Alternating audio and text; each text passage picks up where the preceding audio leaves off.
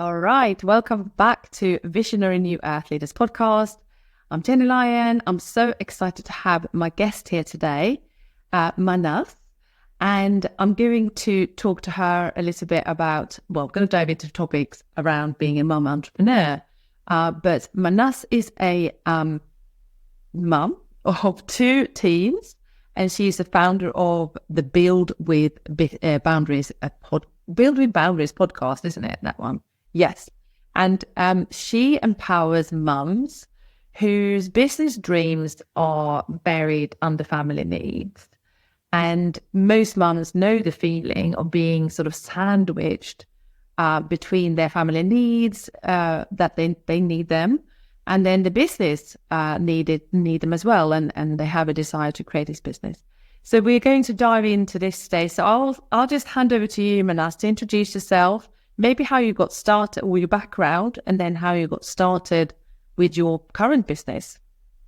Thank you so much, Jenny. It's wonderful to be on your podcast. Thank you so much for having me. So my name is Mahnaz, and my business is Build with Boundaries. So I have felt like that filling in a sandwich, and that's really what's brought me here. At the kind of lowest point in my life, I felt like I was filling in a sandwich. I had two young children under the age of 10, and I also had a mother who was ill, and she was chronically ill and later diagnosed with cancer. So I helped to look after her and care for her at home, as well as looking after my two kids, who were obviously at primary school age, and just trying to be there for everybody. And through this whole journey and that whole very emotional time that I had, I knew that there was a deeper meaning, and there was something I was here to help others with. And being a mum and having efficiency being the core value that I have, it was important for me to be really efficient in everything I did, because I did not want to compromise on who I gave my time to and who I did not care for or did not have time for. So therefore, I found a way to get through it. I just had to. There was no other way. I was not going to not be there for my mother, and there was no way I was not going to be there for my dependent children, who were obviously very young as well. And that was kind of the start of my kind of point of realizing that, just like, many, many mums do, just like my own mother did, and just like I did for most of my life, I was always being there for everybody else. I never really asked myself, or had that chance to ask myself, what do I want, and what kind of impact do I want to create? And what is it that would really fill me up to be able to do that and serve other people? And the moment that I realized this was in lockdown, because I was sitting at my dining table. I had to shift out of my office space to give it to my husband. He had a nice quiet office space. I was there at the dining table, everybody walking in and out all the time. Literally, my husband drinks a lot of coffee, so he was there for a lot of time. Interruptions galore, as you can imagine, Jenny. And, two young children who sometimes wanted to do their work online and sometimes they didn't. It was a very strange time for all of us. And I knew at that point that I had got kind of caught up in this overworking trap. And I was working way longer than I'd ever worked in my corporate career. And then looking back and having this realization about how I had previously felt like a filling in the sandwich, it all kind of came together, and I realized that I was here to serve a purpose, and I wanted to do it in a very intentional way. And I did not want to give up on my passion business just because I have a family, just because there are so many other things that call out to me as well. This was also part of me. So I had to find a way then to, undo the overworking and unlearn this, that I have to work harder and harder and work on that side to pull myself back and change my business and be there for other mums so that they don't make the mistakes, and they don't feel torn all the time when they're working in their business, feeling like, they're not doing enough for their family. And when they're with their family, they feel like they're not doing enough for their business. So that's been the kind of core essence of why I am here and why I am doing what I'm doing, because I'm really passionate. These mums have so much to give, and I know they are here to create wonderful impact. They just sometimes get caught up in the chaos and not knowing how to kind of structure their day and how to really work in the most effective way so that they can be giving to everybody, including themselves. Yeah, thank you so much for that introduction. I think this is maybe how we got started as well. When we got to know each other on LinkedIn, we were chatting, and I think straight away when you were talking about what you do, I recognized it for myself as well, because I have also 2 children, and not necessarily like I haven't got an ill parent right now, but my father, he died in 2017, and then my stepfather in 2018.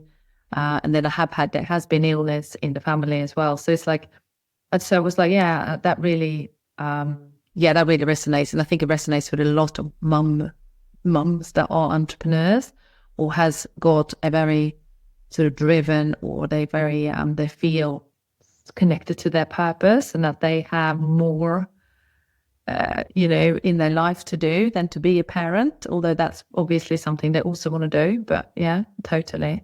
What came to me when you said that was when it was so difficult for you, and must have been just dire.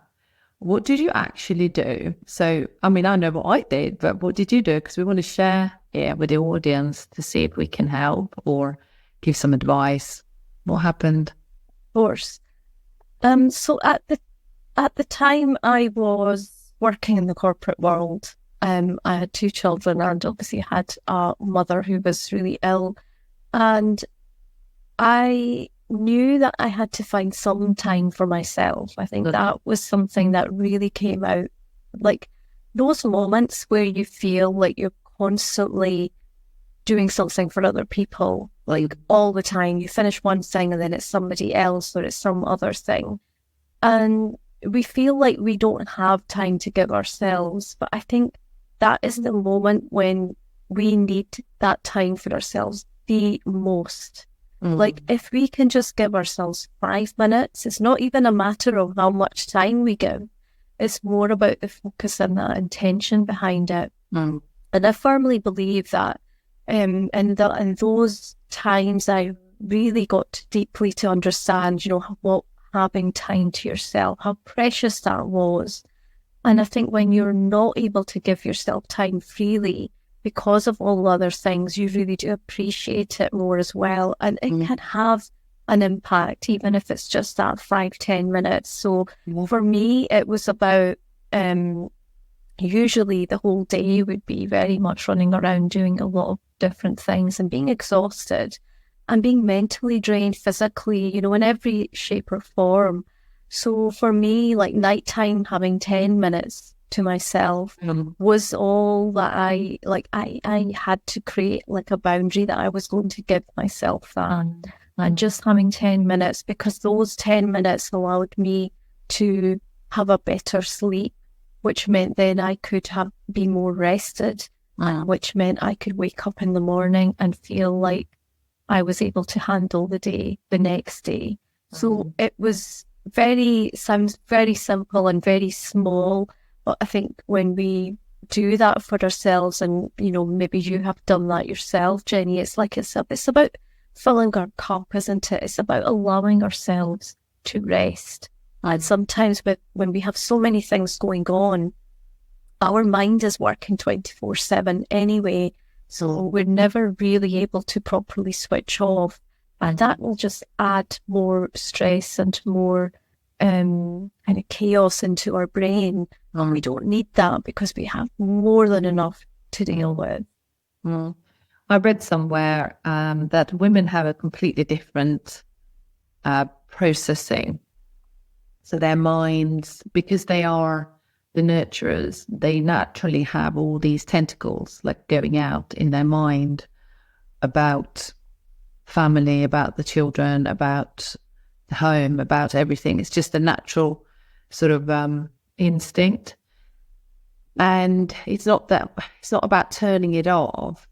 It's about knowing it's there and then taking for me anyway, a really sort of conscious awareness of how I'm feeling so that I can make the conscious decision of what to do next so that I can feel harmonious and balanced and like my cup is filled up sort of thing. And I think, so for me, it was very much about taking stock, like every sort of half hour, every sort of hour out of the day, and then choose the tasks that feels most energizing. And then to me anyway, was to delegate all the tasks that felt de-energizing. So like try to delegate things that I just think I could just delegate, that's fine. Yeah. And that really, but that's a boundary really, because that's deciding really what it is you like doing, what feels good to do and what does not feel so good to do, and see if someone else could do that possibly. Absolutely. And it's a great way of giving yourself more energy again, because, you're just protecting it more. Mm-hmm. And I think, the more and more we take charge of being owners of ourselves and taking responsibility, then we realise that we have a choice, because we have often got a choice of what it is that we can do. Yeah. And, that then just empowers us even more, because we can commit to things, and that a lot of those things might be for ourselves, but we do find it difficult to do that, right? It doesn't become natural because we are caring for others. Or it's a deep. It's around. Yeah, it's like a deprogramming, isn't it? It's like you're changing your thought patterns around certain things. So, I mean, naturally, we as women are more nurturing, maybe, and caring, and it goes out to those people that we, care about, children, family, extended family, etc. But it's about saying, I can still be caring, but if I put myself first, so make sure I'm okay before I go and do those things for other people, then it's okay. Like, then it's fine. You've cared for yourself, and then you care for those other people so that you can keep going steadily. Yeah. And also, I think another layer to that is that when we then look after ourselves, i.e. give ourselves what we need in the moment, whether that is rest or whether that is actively doing something, whatever that might look like, it may change over the day, over the month, and that's okay. But the more that we do that, we are actually able to serve those people around us even better. Yeah. And I think that's the kind of, that's the powerful part, because in order for us to help who we want to help more, we need to first put ourselves first, which feels like it's ironic and it seems like it's wrong, but it isn't, because it makes complete sense. When we are in the right place, we can serve people better. We are calmer, we are more nurturing, we are more patient, we have more energy, we are able to see things more calmly and in a better perspective than being clouded with all the emotional and all the other things that might be going on. And obviously de-stressing ourselves along the way. We know stress is like the biggest contributor for health issues. So, whatever we can do to minimise that is just going to be helpful. And then we're not allowing that to go further than us into our children, into their daily routines, always seeing mum stressed, and all these other things that will actually have a bigger impact on them and their lives in the future too. Exactly. That's really important as well. Yeah, so the children, they really are mimicking what we are doing. It really is like that. So, I look at this as like the emotional intelligence. It's almost like emotional mastery, isn't it? To know what you need so that you can self-regulate, so that you can serve the children in a calm and balanced manner, so that they get the best out of the conversation or the situation or whatever it is was going on. And that will then create, a lot of more safety and self-regulation in them. because they're watching us being self-regulated, not suppressing feelings. It's a very different way, because I believe that children can sense everything with their parents. So even if a parent is pretending to be calm, kind of just biting their lip to like just shove it under the carpet, they know there is an underlying stress and they can feel it and they know it. So then again, they learn to also then not regulate their emotions and just, suppress their own emotions, which is also not very good for future, self-management. Absolutely. And the more we can help them to see this, is normalizing the behavior that we want them to see, because, they're seeing a lot of stress anywhere, all around them, every school, the teachers are probably stressed. I don't know, but, I can imagine that, there's a pressure in different places that they notice. Yeah, and they know what that looks like. So for them to see something that's different is going to be wonderful, isn't it? And especially, like you said, kids know. I mean, kids can be really, really young, and they know, they know you're not happy. You're saying you're okay, but you don't mean you're okay.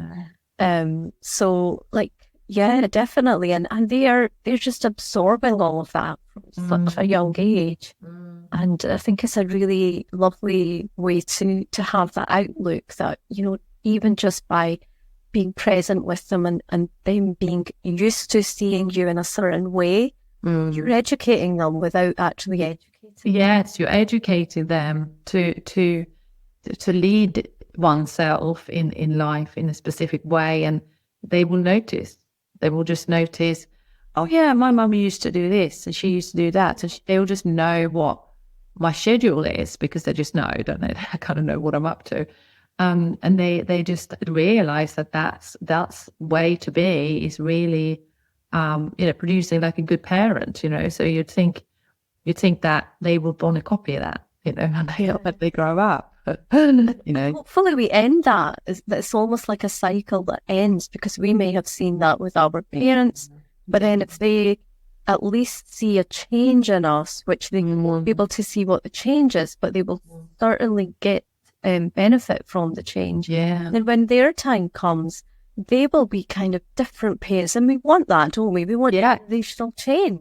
We want all the generational curses to stop. Can we just change it? Yeah.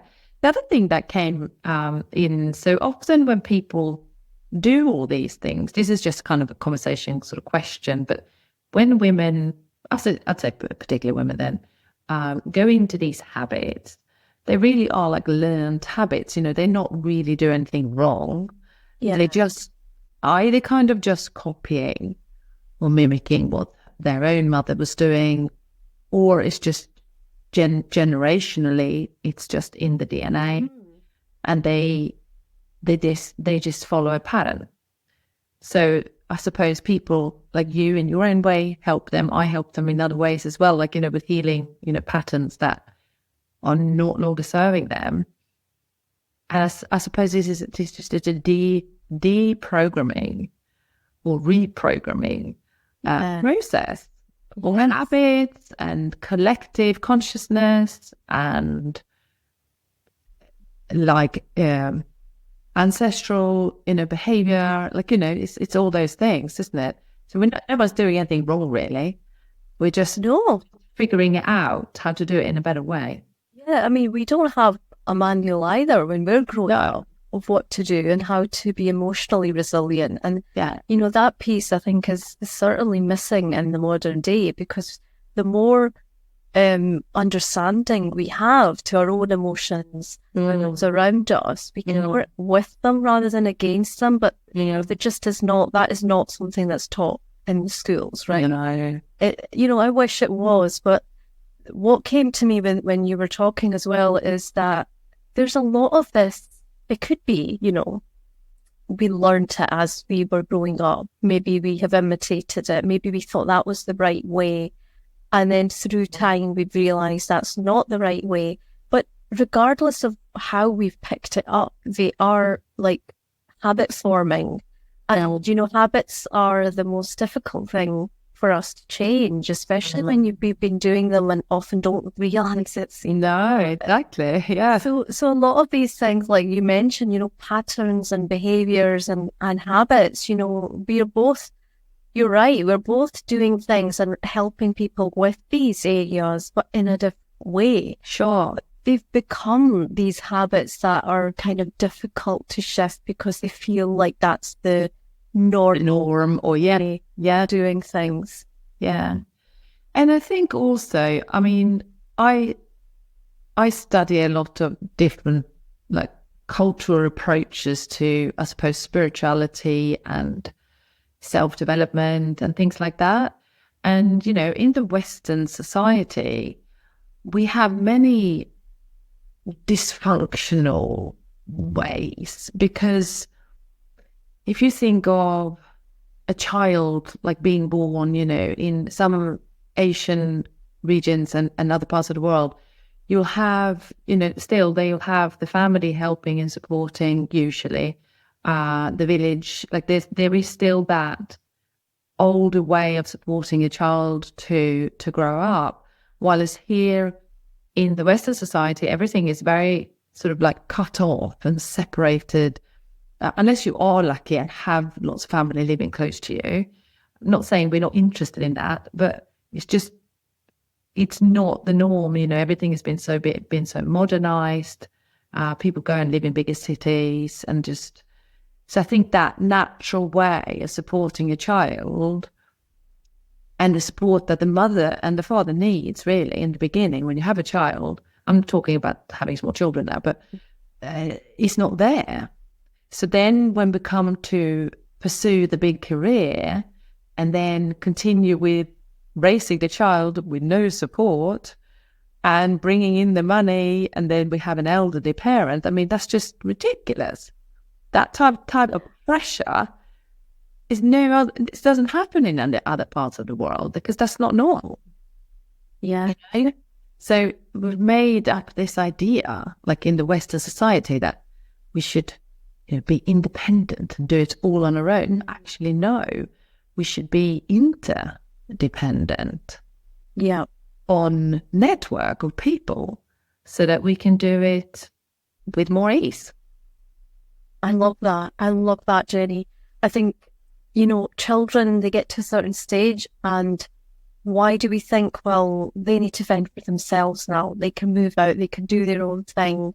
For example, that's like one way to look at it. Well, just because a child is 18, we know now, science tells us, like their brains, 25, isn't it? Thinking, yes, still in development, like seriously. And,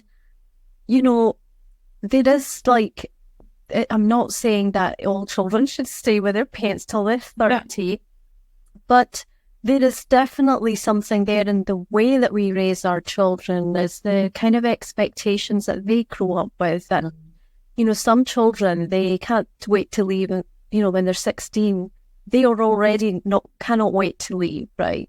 Now, like, we could say, well, is that a good thing? Is that a bad thing? And I think ultimately, like, what does the child need?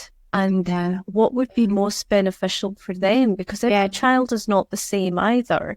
No. And the fact that, how you just talked about like the network and the family network, it's really like nurturing and key. It does not mean that people might have a perception that means, therefore, if you live with your parents, that they're in control of everything. It's not anything to do with that. It's just, it's like raising children, and especially when they get to teen years, it's like almost like having your foot on you're driving a car and you're trying to ease off on the gas. You're trying to, ease off on the brake, and you're just trying to let things go themselves and find their way, rather than constantly being the driver, because we need our children to start driving rather than us.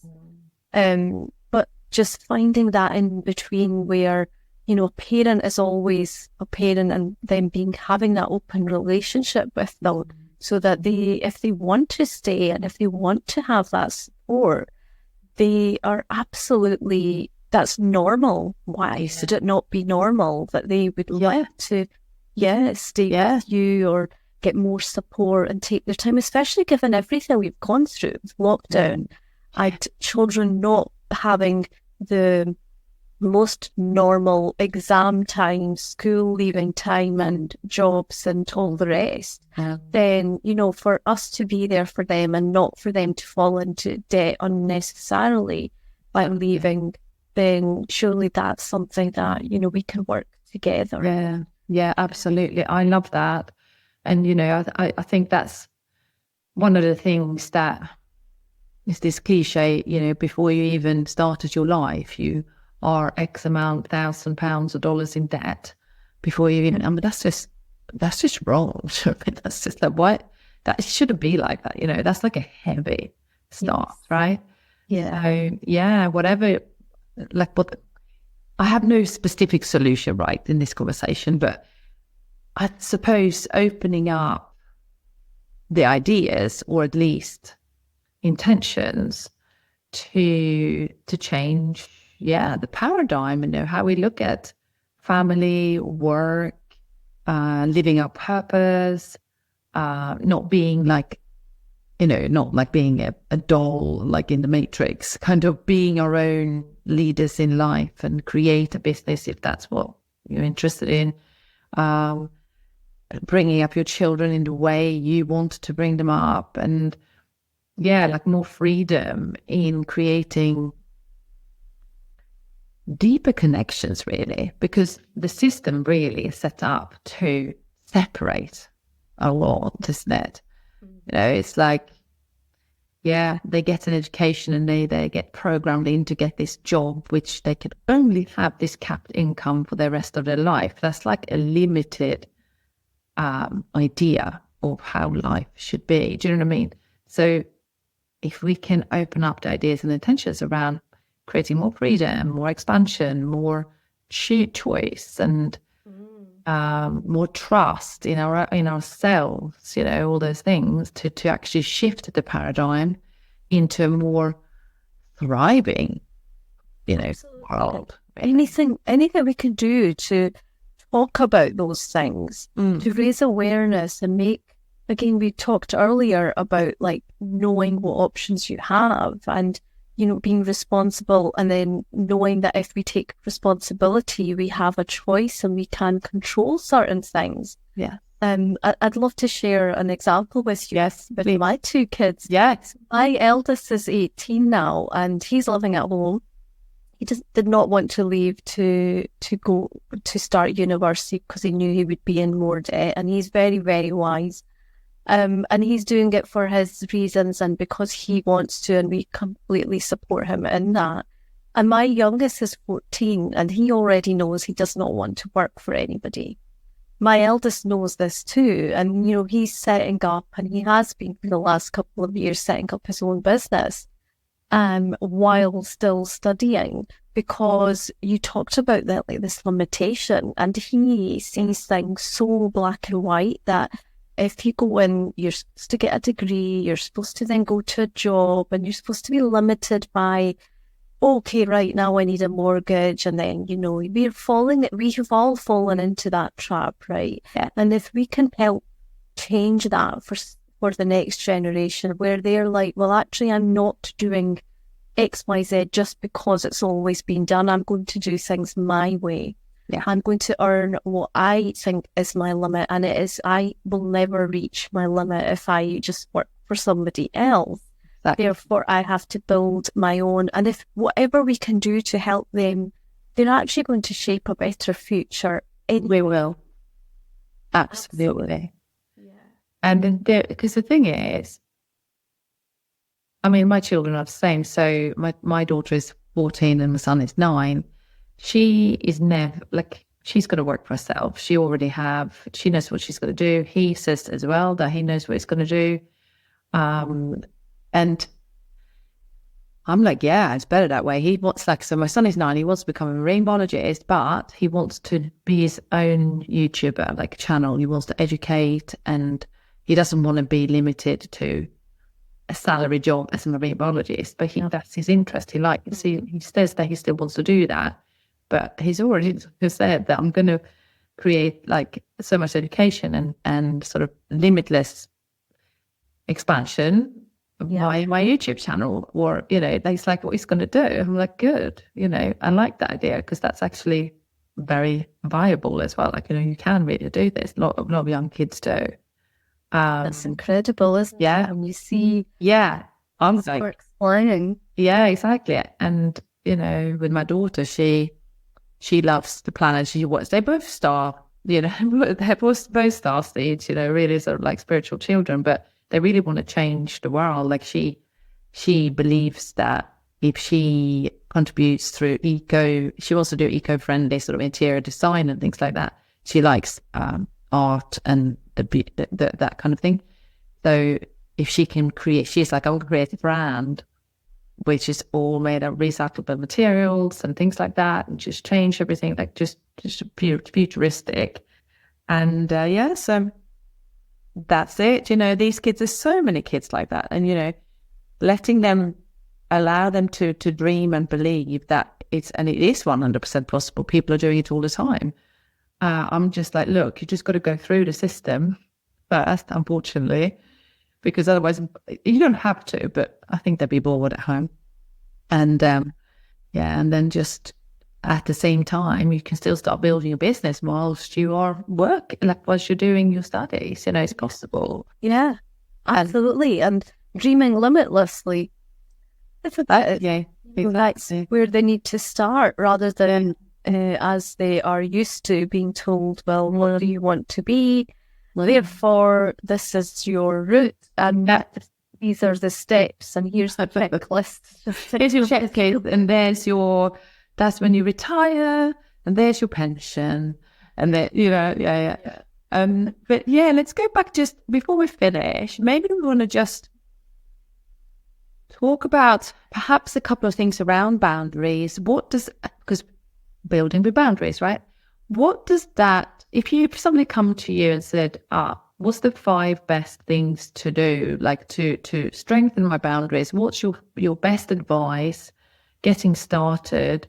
Now, imagining that they are in this sandwich sort of situation, they just feel like it's too much on their plate. They don't know what to say no or yes to. Confused, tired.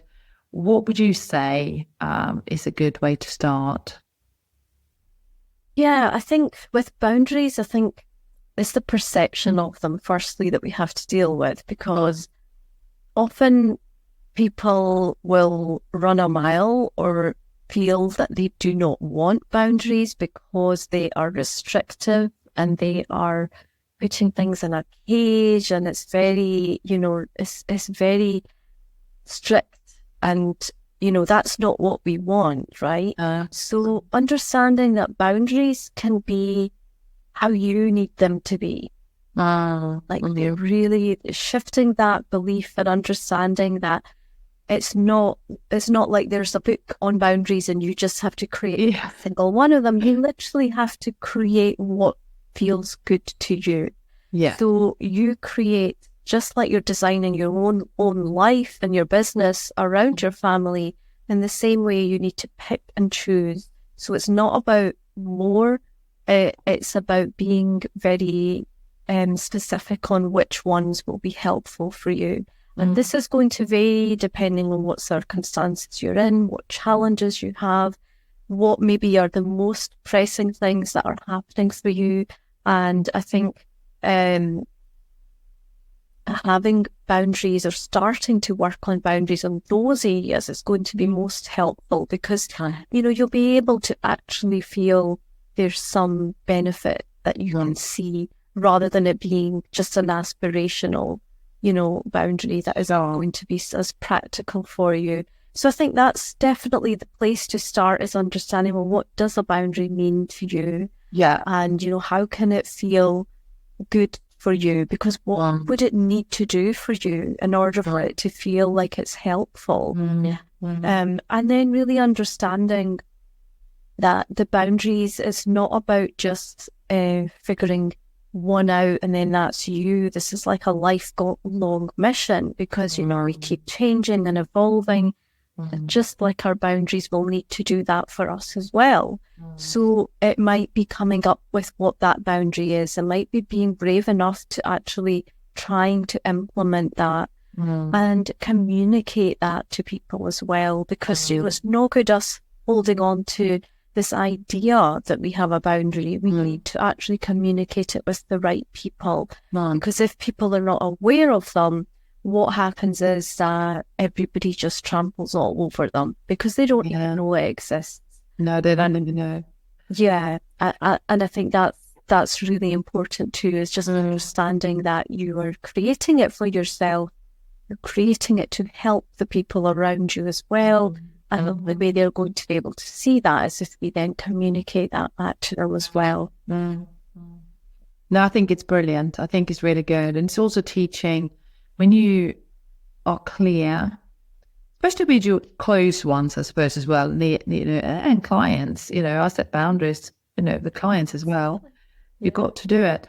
But for example, this is just an example. So I mean, she's 14, my daughter, she's brilliant. Like there's no big issues really. But she's still learning this with the boundaries because she will just ring me and then she said, why are you not picking up? Well, I'm on a call with a client and you can ring daddy or Nunu, which is a grandparent, if there was an emergency. And if you ring more than once, I will pick up. So I said, you can't keep ringing me like 3 or 4 times just to ask like what we're having for dinner because I'm like on the phone, like I'm on the call. So like you need to know that if I don't pick up, it's not because I don't. So she's got this now, but she could then also ring sometimes and just kind of, oh, can you come and get me now? Like there is no understanding of my schedule. And I just have to explain it. And then I suppose as she's learning what that looks like, she will then learn to become like that herself. Because I don't want people to just rock up in her world and go, yeah, I can just do what I want because this girl has got no boundaries, you know? So I think it's like really, it's so important to implement those things so that the children like get, you know, women with good boundaries is brilliant because like, you want to raise women with good boundaries and self-care. Exactly. Love. Yeah. And again, it goes back to what we were talking about before and children mimicking and seeing what's acceptable, what's expected, what's normal and what's not normal, and the fact that, you know, this actually works for you, you know, people get to see that. And I think that's really helpful when we communicate that, because whether or not it directly affects them or on a different member of the family, then they're still getting exposure. You know, it's having that exposure that's really important. So they, like you said before, I think that, oh yeah, mum used to do that. You know, how wonderful would it be if at certain points in their life they think about us as an example and realise that, well, actually, I could make that thing work for me too. Yeah, and it's almost like a subconscious, it's like a pattern. It just becomes a pattern in them because they're watching it, witnessing it, living it, and they just do it themselves. So yeah, creating good habits, good boundaries for long-term success of the family. For everybody. And for everything, and for the business. So when we're finished now, so where could people find you? I mean, there are, we have notes as well, of course, with all your contact details, but where could people find you? And if they want to learn more about actually. Yeah, absolutely. Yeah. Thank you, Jenny. Well, they can, I am most active on LinkedIn, so you can find me on LinkedIn. And my website is buildwithboundaries.com. So you can feel free to check out my free resources there. You know, find out more. I have a podcast, so feel free to binge watch that, listen to that if that feels like it's relevant. You know, just I think taking those steps and understanding what's appropriate for you just now, and you know, how can you be more efficient in your business by building with boundaries, by having a business and life and the whole kind of package that feels like it's more in harmony. You know, that's what I think we all want to live more in harmony and in joy. And we can only have that when we actually let go of certain things. And, you know, you and I are both in that kind of the game of change and helping people to change, which is really powerful. So, yeah, thank you so much, Jenny. Yeah, thank you so much. Really enjoy this. So thank you everyone for watching, and you can get in contact with Mahnaz in the links below. And if you have questions, you can probably connect with her on LinkedIn. Just pop into the DMs, and I'll see you soon with the next episode.